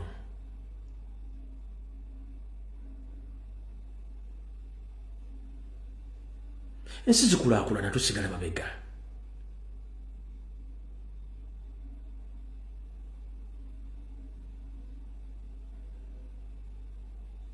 temufudde ku muntu wa wansi temufudde ku muwa musolo mulikuba mugenda mufuna sereza mune muddeeka mufe ku muntu wa wansi muino obujulizi buno obujulizi nabbanja bwe yaleeta buno. But we are fortunate that Kibarama was traced. He was arrested recently in October in a place called Kakiri, and he's one of those that is claimed to have killed police officers in Chiboga, Wakiso, and other places. Olina obujulizi buva mu Saba Minisita. Kiki oba oyagala? Kino ekintu ngera kyogera sikyandibadde kino gikiisa ku mutimbagano. Mwenda mukimanyi bulungi nnyo ku saidi yaffe y'abasajja. Bajjajjaffe baasomesanga abakyala abaana ababuwala nti bw'obanga oyagala ekintu kyonna omusajja muteege mu kisenge ojja kufuna buli ky'oyagala. Essaawa zino muli mu kisenge. Museveni yayagala okweggyako ekikwwa ky'okutta abantu. Ne mwe mulaga muli mu birala nnyo. Bajjajjaffe baasomesa abaana ab'obuwala ne bagamba nti bw'obanga oyagala okukuula omusajja omuggyako buli ky'alina muteegere mu kisenge.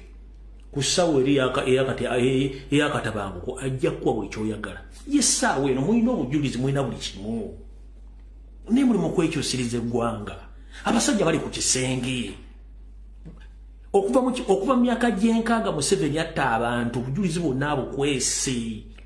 Alipoota ziganye okufuluma ez'abakazi buli alipoota naye mulina eyammwe gye mulina nga buli kimu n'ensi yonna ekimanyi mulina obujulizi nga n'oli Saba Minisita bayamba kutteko bujulizi. Ne mutandika okuzinamu opportunity eno.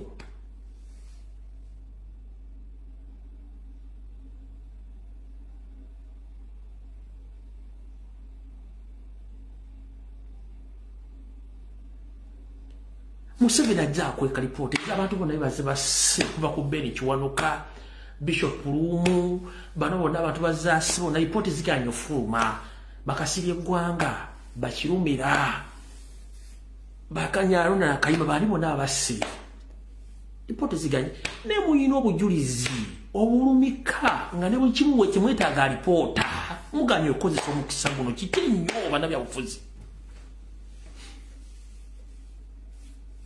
Omusajja atuusa ayidde talina ansa n'emu ku bantu abawambibwa nga bakonfirme nga balina ne mutandika okuzannyira mu nsonga ku zino.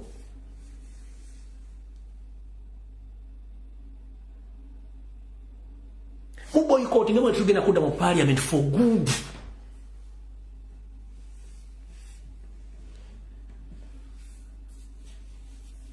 Buli kimu kisulewo.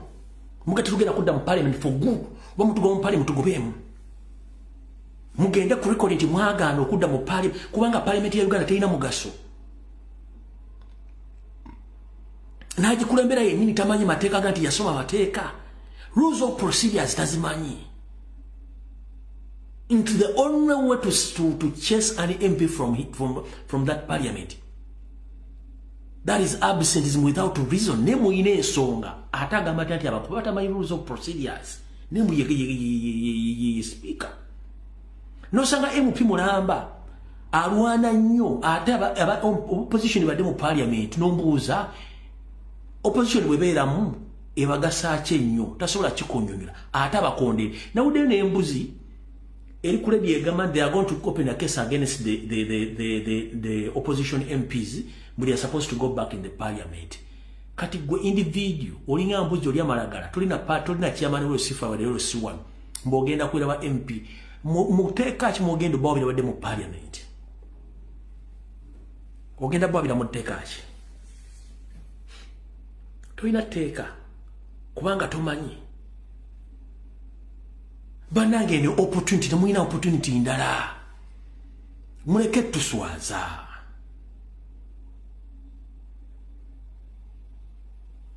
Kino kibadde kigenda ku record obujulizi buli kimu ekiri tetwetaaga ripoti ya gavumenti eya Lumu yabula eya Beni Kiwanuka yabula eyabana bana basi report zabula Museveni azituulya ne muina buli kimuina zaabu mu mikono gyamwe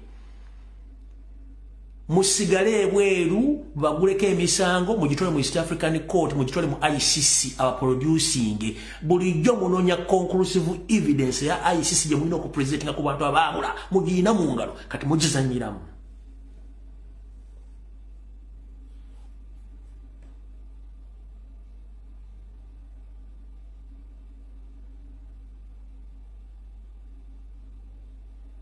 mugizanyiramu ICC bulijjanya conclusive evidence ku bantu abawambibwa n'abattibwa mugirina mu ngalo zammwe ne mwagala kudda mu Parliament kiyitaawo kubanga mwagala kwefaako ng'abantu. By the way, let me tell you this. Gwe munna Uganda nakabala ali mu Uganda either oli munnabyabufuzi oli muki nkubuulira teriyo munyarwanda ayitibwa Museveni famire ye n'akabinja ke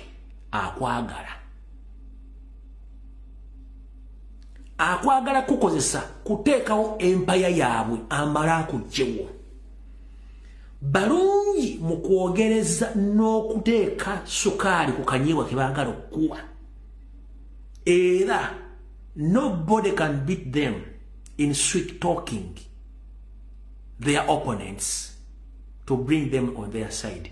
But after sweet talking them and put them on their side, the next mission is to eliminate one by one. Museveni and his group, they are good at sweet talking their opponents. Kubanga they have their own mission. Jembagami tetandi sokusa fesinga. Nera muganyo kitegira. Gwo musajja omulugwala Museveni takwagala. Lwaki takwagala? Of all of the army serving officer of Rwanda origin, they are still alive, and those who died recently. Just show me one army officer who was ordered to go and shoot his fellow citizens within their groups.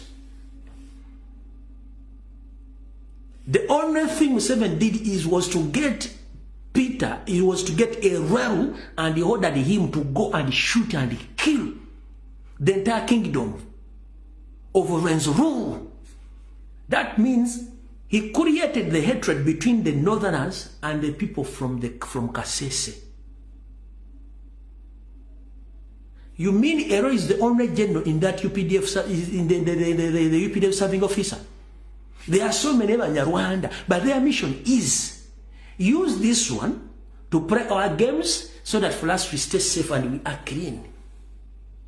That is their system. Mbabuuza. Teri Munyarwanda ali mu government ya Museveni ayinza kwagala munna Uganda unite is impossible. Bagenda kwogereza bakwogereza bulungi nnyo bakugenda oli safe bakuwaka nyebo busweet bakuwaka motoka busente biki.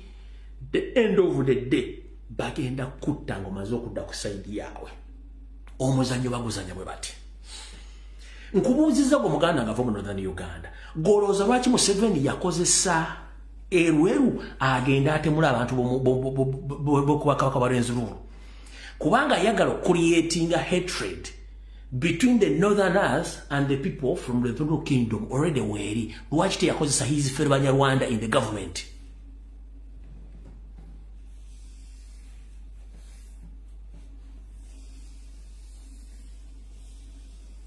Here's the second question. If you take a check on social media across Uganda and even in diaspora, check all over social media who are those people blackmailing, abusing Robert Kyagulanyi Ssentamu, his fellow so-called Baganda. They are abusing him, blackmailing him. No Munyarwanda, no Munyankore, no one, just he's using his fellow Baganda. kubanga tebamanyi nkola ye gyakozesa. Bo bali Abanyarwanda bali bati vuma n'akozesa yeyita Omuganda Nsereko Muhammad n'agenda ng'atambula ensi yonna buli muntu wasanga omusiru gwagenda okuwa ssente akomera Kyagulanyi Ssentamu. Yenga mission ye kutambula kwata biso bya ssente kati nyenze Dubai y'abantu nga 10 n'abawa ssente muvume ndeyo okuvuma n'abibawa. N'agenda mu Bungereza muvume ne ssente n'azibawa.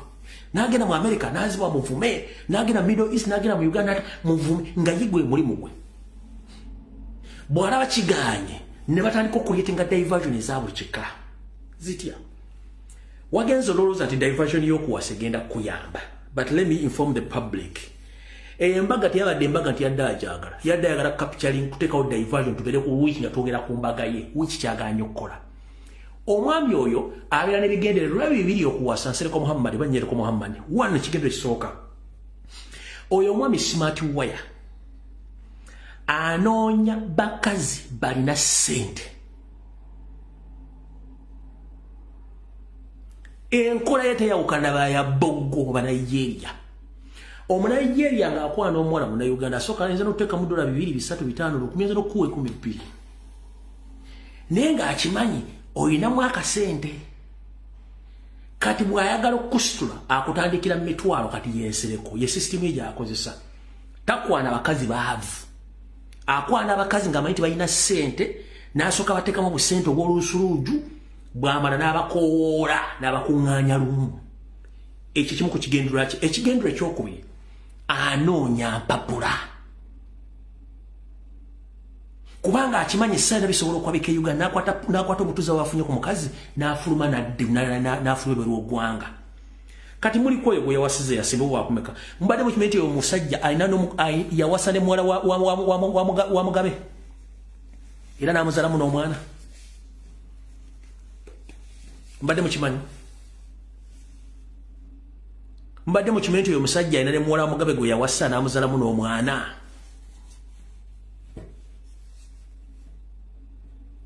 Emirimu gye giri eki kukiikira bitundu bye byakyama okunoonya empapula mu bakazi n'okunoonya ensimbi. Ebintu ebi bisatu n'okukolera gavumenti okumala Kyagulanyi Ssentamu. Ne bwe mbuuliraayo muntu ki ow'eggwanga avuma Kyagulanyi Ssentamu nga waggwanga dda taliyo. Ke kakodyo ka Museveni kaakozesa. Era Lwabogo ke yagamba nti ffe tudde eno tukozesa abalala bo beetemule beekolemu ffujjo. Kye bakola ekyo. Abaganda bibavuma Abaganda.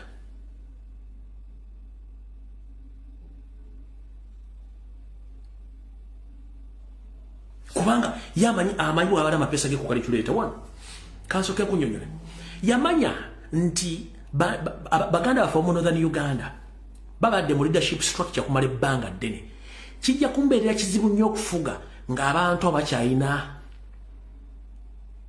mentality y'okufuga eggwanga kubanga abadde mu system.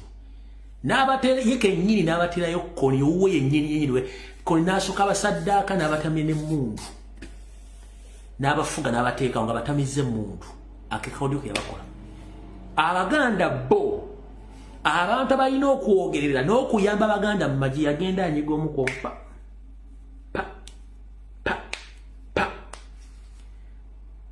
n'atandika okuleeta enkwezengeze eziri sugar coated nga zirina amaanyi ag'Ekiganda. Boolya bakagabo boolira baani abo bonna ne babaleeta bayingira mu byobufuzi ng'Abaganda oli gino babajjawo bonna babasi n'aleeta akamano ke n'akayingizaawo awo. Kati we twogera nabaga nti Abanyarwanda batandise okusafeesinga mujja kitegeera.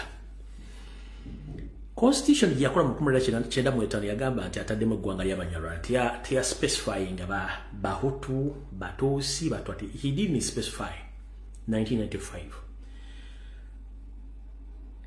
Tiyateekamu nti lulimi boogera lulimi gundi nti basibuka mu kitundu gunno yakirekawo bakiri bwe kiti. Waliwo ekintu ekizimbwa kibayita aba bano kitwayogera nti kibalaga ku social media right now abantu batandise to regroup in different areas of Uganda bali groupinga bali ne conference bali ne kola conference kino nabaga batandise okubagenda kuvaayo baga bagenda kuva nga muluza nsaaga omanyi mmwe muli baako nabaga bagenda kuva basafe omanyi kusafe singo kimanyi kwekusuula ekintu mu mazzi nekimala nekiva nekibbulukuka kati basooka ne benyika batandise okuvaayo abo abantu si babano nti just ekiba kitta they are camouflaging in babano oba akabano these are pure Tutsi Banyarwanda bamanye ennimi zaffe bamanyi buli kimu kati bavaayo naye munnamateeka yenna amanyi amateeka ng'oli munnansi nkuwagaabwa okugema kusinga okuwonya tewali mu ssemateeka wa Uganda muntu yenna asobola kuvaayo kutandika ggwanga mu Uganda nga teryateekebwa mu ssemateeka wa Uganda abantu abo mubawabire nga obudde bukyali mbaguleko omusango bamenya ssemateeka Parliament ya Uganda this kabano group bamenya ssemateeka wa Uganda bamenya amateeka n'ebiragiro ebifuga Uganda mu ssemateeka bateeka mu Banyarwanda tebateekanga mu bakabano oba babano no kino kimenya amateeka kano ke bayita akamanyiiro akasumagiza yeyalira bwe bati bagenda okuzimba ekintu bamale bakivunda nga temukyasobola kijjawo bwe bati bavuga ebintu bye bakikuleetera ne bakikuzanyisa ne bakikulagakaawo nobeera kala tembi w'amakulu tayimu egenda bavunika kivunika bezu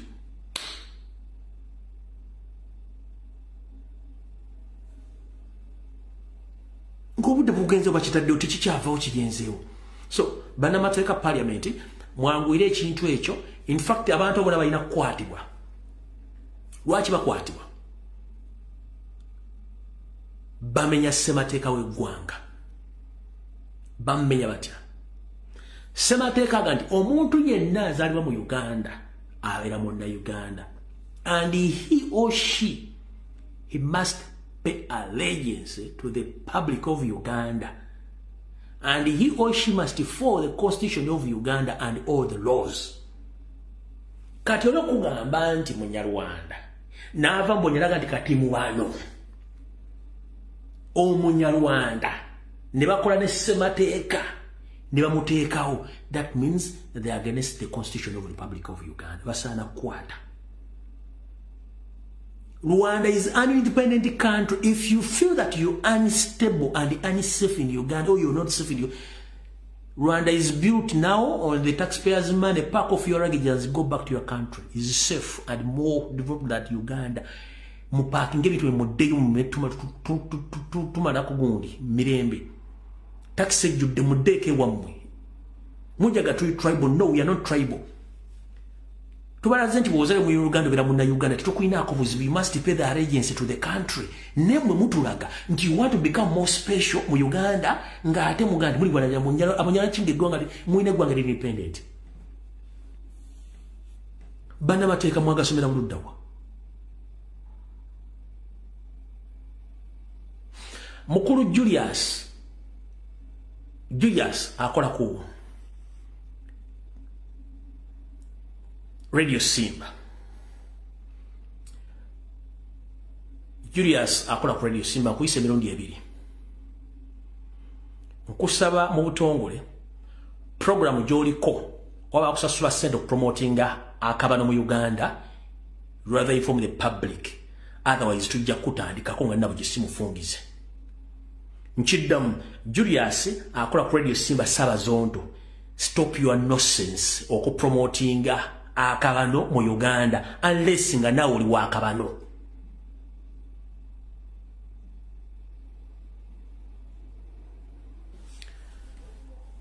Nchiddamu butongole mukulu Julius akola ku Radio Simba ku morning show mu Motown Endawusi. Program yo gyokola eyo promoting akabano mu Uganda tukusaba ogijewo unless nga nawe oli wa akabano. If not so ezo sente zizo gibazikuwa kyokola kikyamu. Bwabanga comedy akuweddeko obuwulire ensi nti comedy akuweddeko. Uganda is not Rwanda and Uganda is for Ugandans. Whoever is born in Uganda, he or she pays allegiance to the country where he is born. Not paying allegiance to the other foreign country. Amateka mugamba ni sisosola wano. Mukitegedde bulungi? Mwe kintu kyemuzanyirako temukimanyi. Ni kino kibagamba. Bana basajja balina ekintu kibavuga kinene nnyo. Kyovula baba bataddemu system ya bivu yakudda mu kunywa mwenge temwagala kumanya bigenda maaso mu ggwanga mbira ku social media kuseka bu system mwagala kumanya bigenda maaso.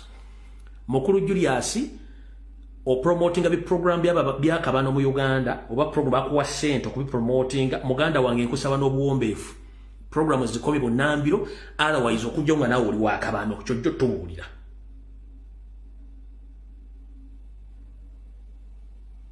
Era nkubira omulango takungula mwenna abakolagana omukulu oyo. Bwaddamu n'akola programu n'efuluma ku mutimbagano ng'epromotinga akabano mu ngambe. Saba zonto ono Lumbuye nze nkugamba okujjako nga naawe oli wa akabano. Bw'oba toli wa akabano program ezipromotinga akabano mu Uganda with immediate effect zikomye. Nonja konti komedi oba weddewo genda mu kyalo olime. Okujja ng'olina gw'okolera. Abantu babazalidde mu Uganda bannayuganda tetubibalinaako buzibu naye ekintu kye bavuga ekya kabano nga batandise okutuuza conference n'enkiiko nga boogera ku nsonga nti bannayuganda they are making a mistake era constitution ya Uganda bagimenya. Ekyo kimenya ssemateeka. Tosobola kubeera ng'oli mu Amerika bakuzalire mu Amerika n'otandika okuga nti nze ate ndi munnayuganda era simanyi amateeka ngobera ge Uganda simanyi biki nonsense bagenda kukugoberawo ojja kusibira mu kkomera the moment kasito swearing and mu America that is it. Ne bano bali mu Uganda babazaliddemu bagezaako nnyo okwefula so special n'okulaga nti ate Rwanda egenda kufuuka eggwanga mu Uganda kubanga nakimanyako mwali mwagala kumanjinga ggwanga lino. Ekigambo kye bayita maji mukimanyi. Maji kigambo kya Luzungu. Ekigambo maji kya Luzungu kitegeeza ki? Maji ekigambo ekyo kitegeeza okuddira ebintu ebibiri ebyenjawulo okubireeta n'obikwasaganya wamu ne bifuuka ekintu kimu. That's what we call merging. Nkiddamu Museveni n'akabinja balina ekintu kye bakola kye mutategeera bakola ekintu kye bayita merging the East Africa but most kye baagala osooka okukola is to merge Rwanda and Uganda ekye bayita merging ng'ebintu bibadde bibiri byanjawulo ne babireeta ne babikwasaganya ne bifuuka ekintu kimu.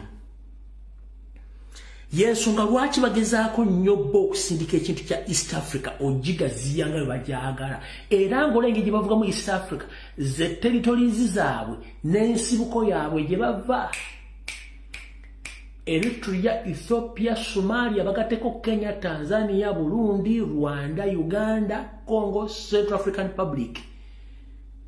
We bayagala East Africa bwetyo betambula naye nga zonna ogenda okusoma mu origin ne banera settlers bonna era ogenda okulanga abantu bebamu ne mmwe muli amaaso mugatadde mubateddewo bifuna diversion. So ekintu kyakabano kibali mu kupromotinga mukyegendereze bajjawo kiri ekyabanyona kuba kisobola okuba confusinga kati balese Museveni yabeera ne Eva abeera ne plan B kati kino ekyakamu is the plan B.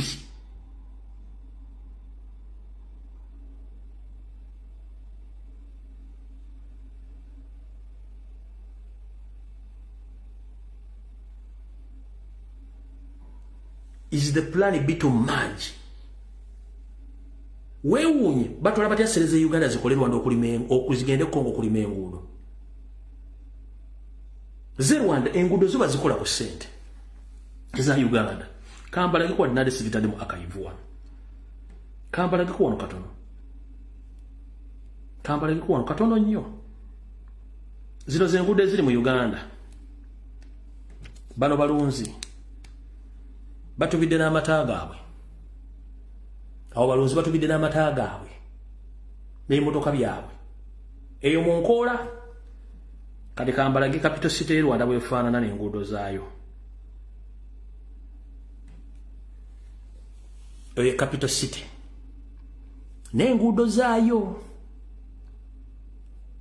yo capital city n'enguudo zaayo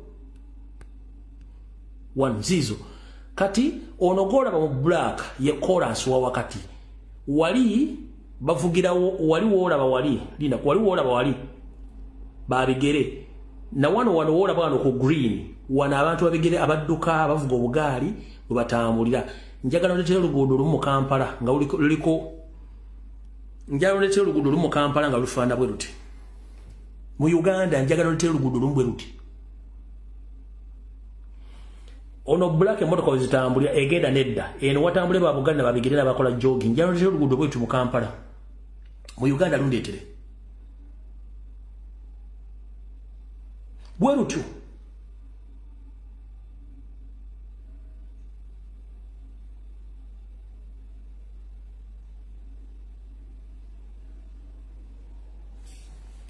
kakuongere njalo ndetera luguudo bwetu mu Kampala eyo Rwanda eno Rwanda Kigali uno yenyiri abyoyogerera yagenzeeyo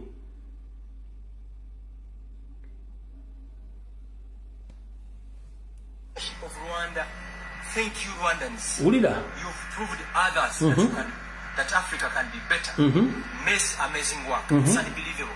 Look at the road infrastructure. The traffic flow of cars in Kigali is as if we're in Germany. It's unbelievable. The level of professionalism. Owulira sanyu toli Kigali ate n'onyiiga n'ogaba nange. Lwaki waffe tubiina? Ulira embata ya neti. Kedde kutambula Kigali city. My God. Ulira embata ya neti. Look, tunula wansi. Ulira embata ya neti. Tunula wansi. Mundaganye ekifo kimu e Kampala ekifaanana bwekiti. Ulira embata ya neti. Look, aba pavers. Cow mentality era atambula n'omuggo. Kampala ku Jinja Road.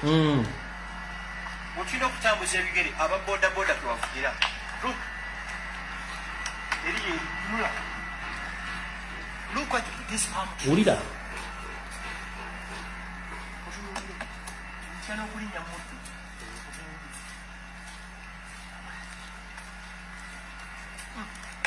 Mundageye ekifo kimu.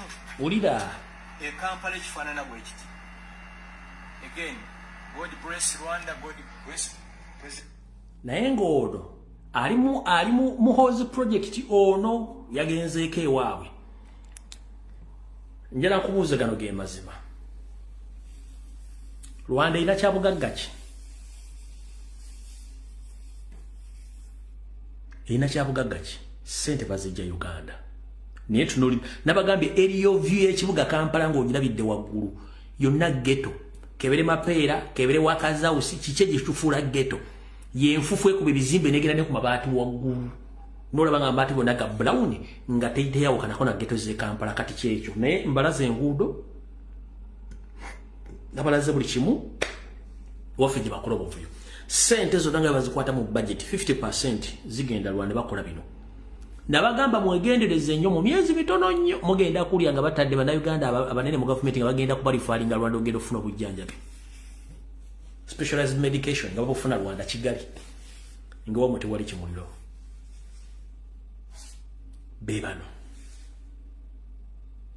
Twogera ku nsonga zino tukyuse eggwanga tufune management empya babewe mupi bakola byabwe.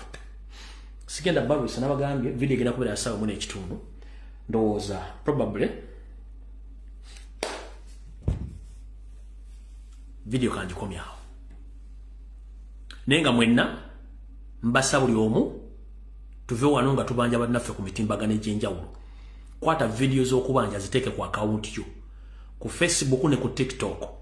Ba MP enkya mugenda okutegeera entegeera yaabwe ne Parliament.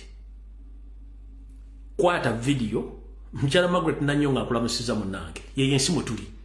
Abantu abalowooza tutujja kuno ku mitimbagano kwerogoza tetwerogoza. This is the reality. I'm not against anyone.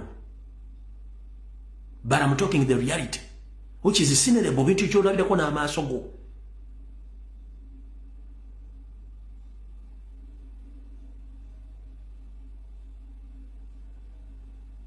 Mukwate video ezibanja twetaaga administration impya by all means. Muino obujulizo bulumika Museveni ku misango gy'okutta mbulina ate mubalya mbulinkwe mugambo mu Parliament.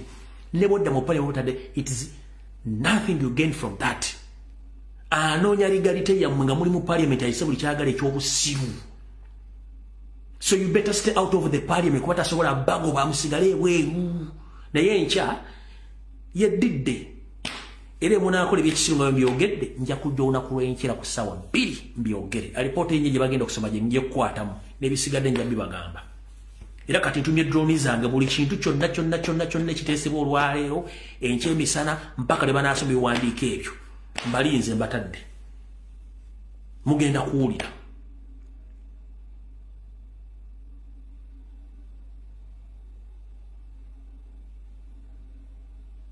Kubanga esigadde dakika mmeka esikankanyogereze dakika 5 mbabuuza Rwanda ina byabugagga ki byebesinga okukola ekibuga nekola ensi yobuti nothing tebalina. Wali owuddeko nti balina mabanja mu IMF mu World Bank kizibu togalaba but sente ziva wamwe. Kati maama taata kojjanja nakubuuza munnange Rwanda yakapa mu lutalo mu 1991 wano mu genocide.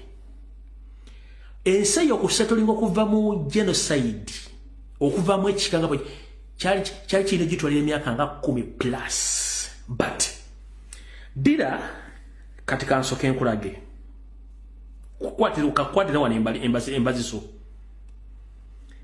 2023 minus 1994 ye genocide no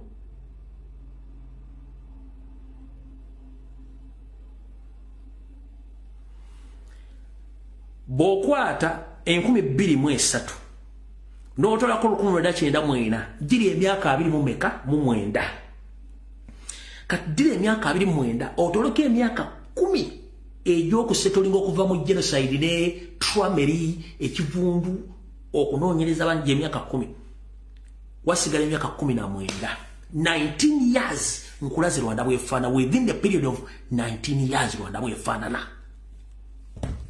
Ono yakafuga emyaka gigenda mwaga mwana kikyalaka wano. Kati wano wembulize ekibuuzo. Bamama bali e Saudi Arabia, abali e Yemen, abali Oman. Kampuni mmekeza abanyarwanda ezibaleta okuverwa nanga babaletanga ba house managers.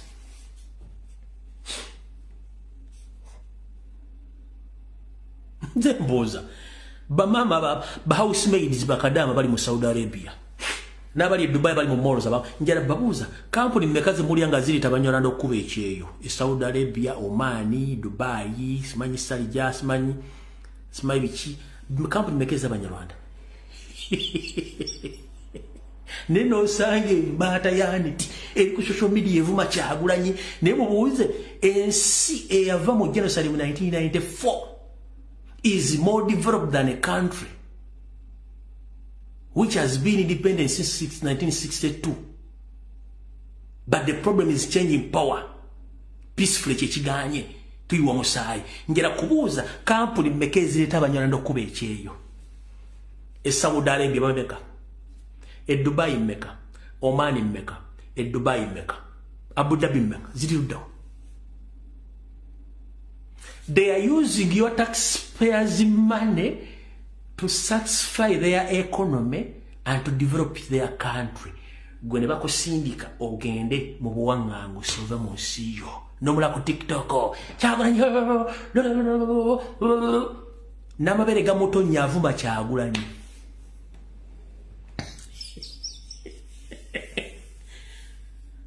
Aleso bwana kwasha kabulube Kampala avuma Kyagulanyi nenga tamanti Kyagulanyi kyamutaasaako. Ensi gye batwala essente ze tekuli muntu ava okuba kyeyo.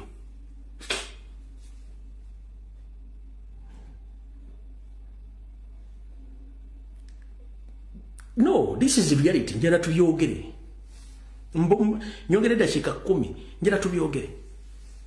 Gwembulira yensi wosanga omunyera yagenze kuba kyeyo atamanyi Rwanda agenda tukayo 80% lwa nsozi nezimu tekuli kiddako nsozi but mbude abana babagenda ku byokome byemu ba house managers or security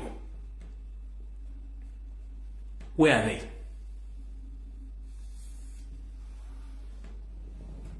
kali bana batandise bubano bagala kumajinga gwanga no sango lyavuma Kyagulanya mufira ono mugala ba mama munange na bembuze eno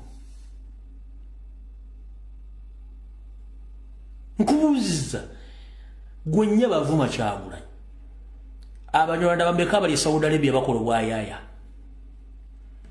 avuma Kyagulanya sebo abanyarwanda bambeka bakolo bwa security kwa bava Rwanda direct nga bakola security ngagwo nga bali Dubai baba bali Dubai wabali Abu Dhabi wabali Saudi wabali Ludawa baduleva bambeka abanyarwanda in fact mujja kungaje bali passport baina za Uganda bakosa za Uganda ate bava Uganda abo nenjalo mtu wa company of Rwanda etaba maids. How many are they? Tebaliyo.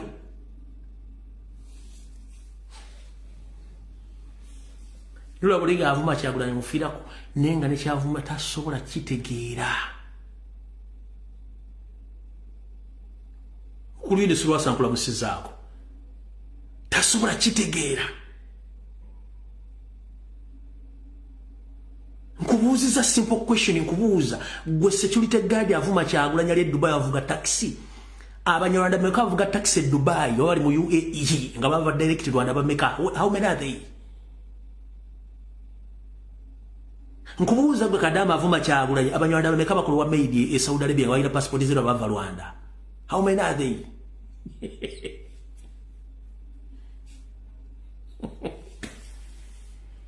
omusajja barwa mumuvuma mufirako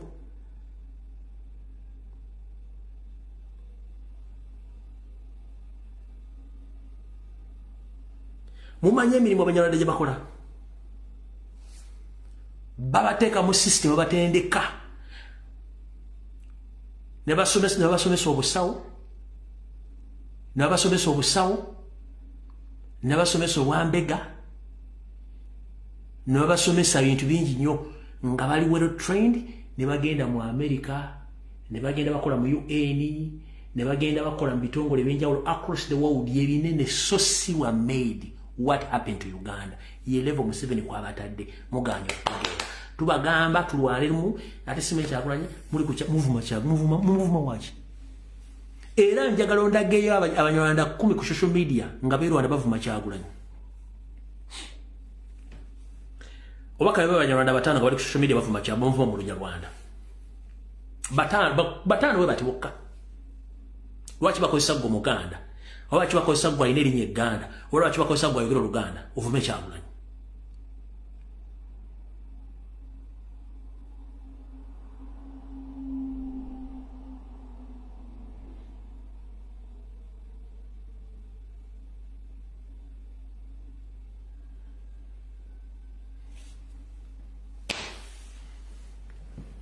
Gokujonga bakozala musenga obakojja yakozala mugundi mu mwanyina nga tutegeera bulungi bintu bino mwandi badde muddako by the way ono baka kanfundikira nabo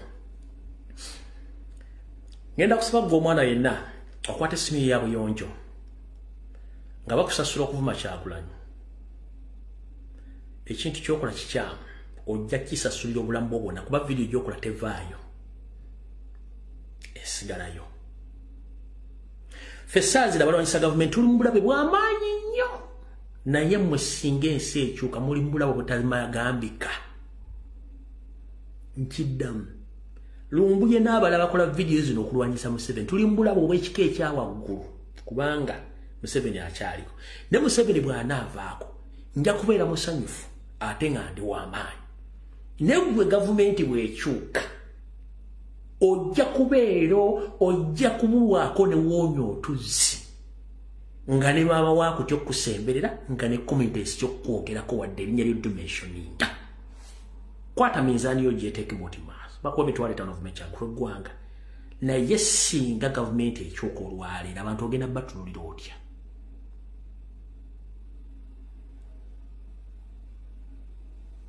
ku mitwalo 5 gye bakuwa naye ng'ate akuwa ssente ovume Kyagulanyi ssente bazikwata bazizza waabwe Rwanda nga bakolera Museveni